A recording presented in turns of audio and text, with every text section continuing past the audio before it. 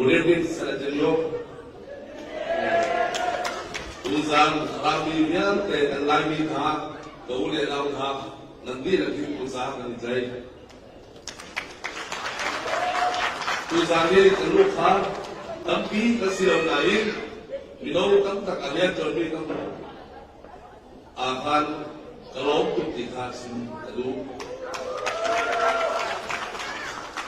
Dan masih kesimpulan jadi saya Lalhmingthanga Chinzah, General Secretary Central yang mulai Association, Wale aktiviti Mizoram akin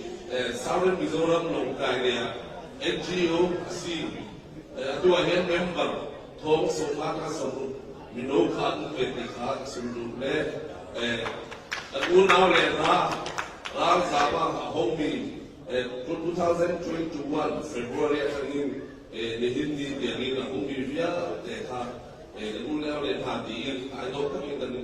take care of it the Chhimthlipui Senate Siman Selo Mizoram Mili Arumi Anumero Arumle Minum Oki take the Sumeta the Nula can take care of how not a boy right up be over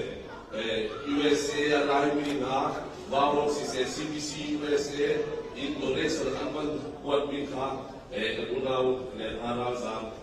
take care and one Lovetica Chhimthlipui Central Wale need to do a him an area my area so I hear now something place so many approximately in a G-state in boundary international boundary way South be of him a Bako and Unau home to be home she said in home Ika Chhimthlipui Duzani Kalota tapi kesilau lain Omi di potensial ini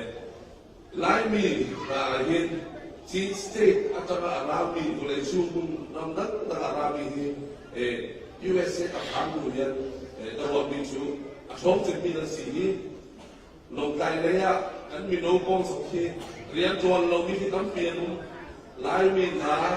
sila cari ramdan tahu umi nang wali sila jogging kita pilih nere kakir hati kami ini kesimba dan minokong soal kesimba kita jadi disebut le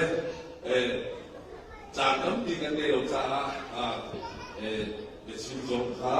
atau nak soal Chhimthlipui itu untuk nak program ini, pilih ni hawe, dan awal ni Lalhmingthanga boleh itu, untuk terlalu mencapai sulhanan sulit, internet boleh selalu untuk mencapai betul ni tu nak tahu boleh, atau media soal Facebook, internet, tapi tahu cari we need to interact more and more to keep us closer and united as one. Di Chhimthlipui, Lusana, Arami, nanti lagi cuma tapi kalau di